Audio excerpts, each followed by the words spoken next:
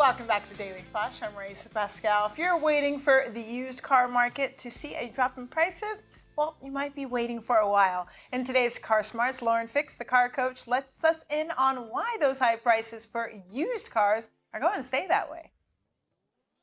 The U.S. used car market won't recover until 2025. Sorry to be the bearer of bad news, but prices of new and used cars seem to be fluctuating literally every day.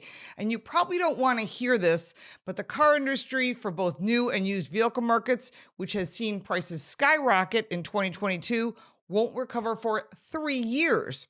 Now, the car insurance savings app Jerry, as well as other sources, are saying that there are signs that the used car market is headed back in the direction to normal. Well, prices have begun to fall, and some analysts are predicting significant declines for 2023. And automakers are fixing the supply chain disruptions, particularly those of the semiconductors or chips that caught them flat-footed and disseminated vehicle production, causing consumer demand to spill over.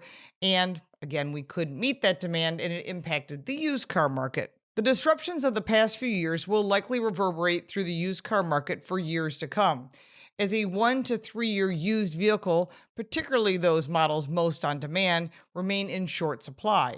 This means that barring a severe recession that destroys consumer demand, any downside for the used car market, particularly newer vehicles, will likely be limited. Production of as many as 15 million vehicles have been cut by global automakers in 2021 and 2022, with another 2 to 3 million vehicles missing for 2023. That's millions of vehicles that would have hit the used car market in the next 2 or 3 years. But now there won't be the future used cars hitting the market. And in 2023, the total volume of used cars expected to flow through wholesale markets to retailers and then to buyers is projected to be about 31% lower than 2019. This is according to Cox Automotive. For 2022, the number of leased vehicles flowing to the used car market after the lease expires is expected to be a total of about 400,000 vehicles. That's 2.1 million vehicles fewer than 2019, a decline of 84%. That impact on the used car sales in 2025 and 2026 is where you're going to see another shortage. Maybe you're considering a new car. There are no incentives or discounts, and you probably won't see that until the supply chain and the chip shortage is repaired. People are then looking at used cars. Fewer new vehicles on dealer lots means more people will look to buy lightly used cars, and that 1 to 3 year old versions of the preferred models are going to be in high demand.